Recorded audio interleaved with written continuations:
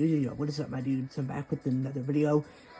This time I'm gonna be doing one last hoorah before Thanksgiving.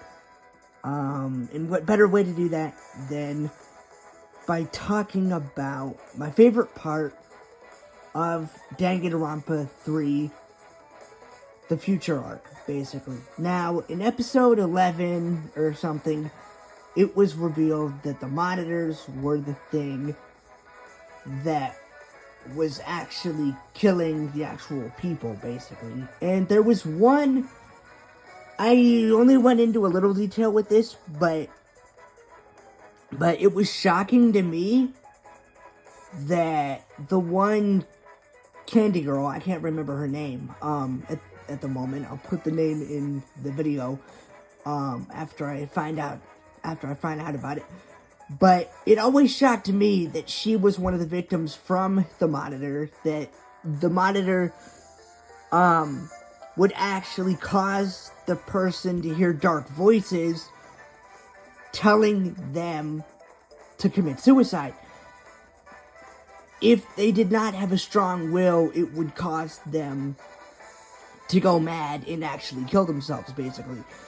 And this one person, the one, candy girl, I can't remember her name, that's what some people call her, so I will just refer to her as that for now. The one candy girl, this is the thing that shocked me, is that she was really, really, really determined to win. She was like, before she was actually taken by the monitor as well, she literally said, I'm going to survive, I'm gonna win this. And then, so this is how it worked. Basically, they would have every contestant would have these bangles or wristbands. They're called bangles in the series, so I'll just refer to them as bangles. Would actually knock the participants out, right? But the ones who were near a monitor, if they didn't, would actually be subjected to a video, and if they didn't have a strong enough will, it would lead them to commit suicide.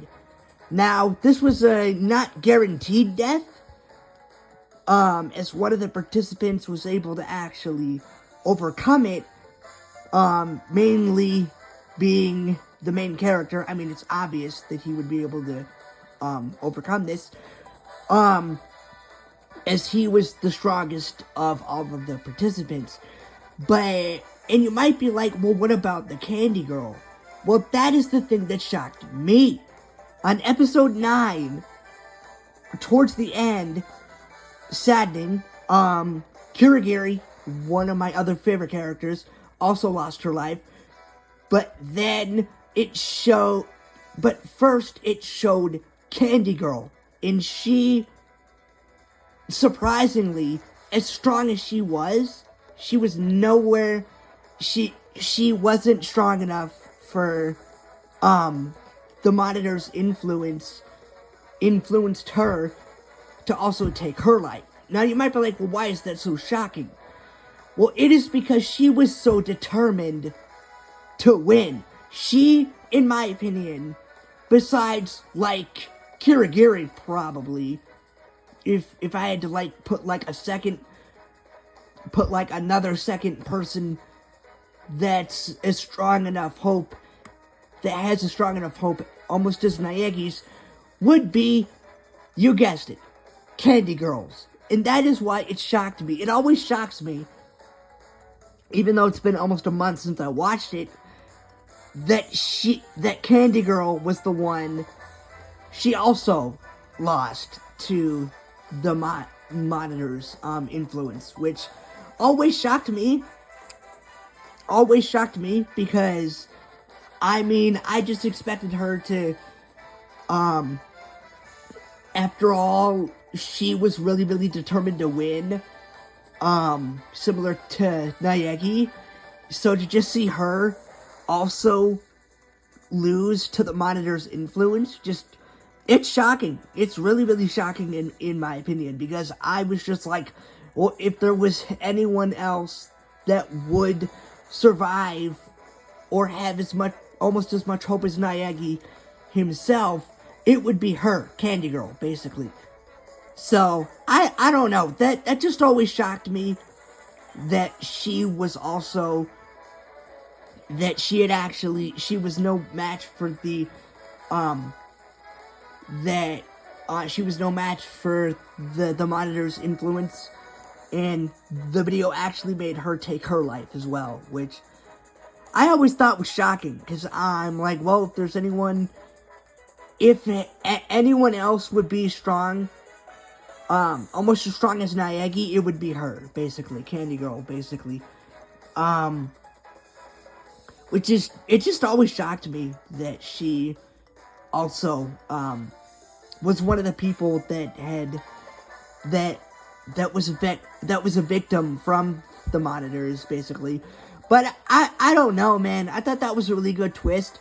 I know that there were some people who had noticed the Monitors, and I personally, for me, I noticed them a little bit, but I just figured that they were there to show like more light or something. I didn't really think that they had any major plot point until it was actually said in episode 11 that they were what were causing everyone to actually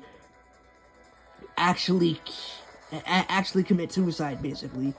Which, apparently, other people were actually more keen-sided than me, because they were actually able to figure it out before it was actually said, which, it wasn't really said at that point, so they were just speculating, but, I mean, it was made obvious that they were right afterwards, but I don't know, man. But yeah, I can't, the one Candy Girl, it's always shocking that she was one of the victims of the Monitor, basically, in my opinion. And I will show you guys a picture of her, for, like, to make the video specific and all that. And stuff, but I know I went over this before. I just really wanted to get into her, I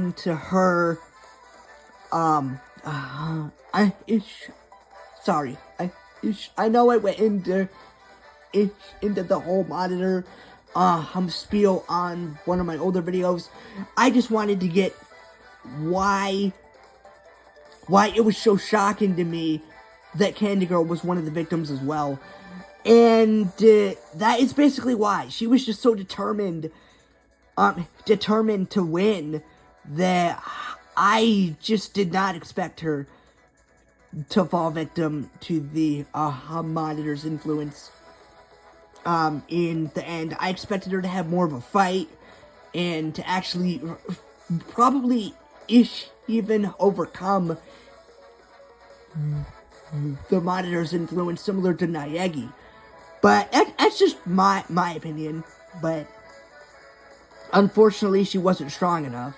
But, you know, I mean, it's obvious why. Because, I mean, she wasn't as strong as Naegi. I get why, but it's like, I don't know. It's still shocking that she wasn't strong enough. But yeah, I hope you enjoyed. I just wanted to go into a more further detail on why I thought it was really shocking that Candy Girl was actually a victim as well. And that is why. But yeah, I hope you enjoyed. And, I'll see you guys after Thanksgiving and my Elfen Lied anniversary, basically. Because it's the anniversary in 2 days. So, happy anniversary to me. First time that I watched Elfen Lied, almost 7 years ago. But, yeah, back on topic, I don't know, I thought it was a really good twist, the whole Monitor situation, and I just thought it was really shocking that Candy Girl was one of the victims, you know. But until next time, peace out, guys.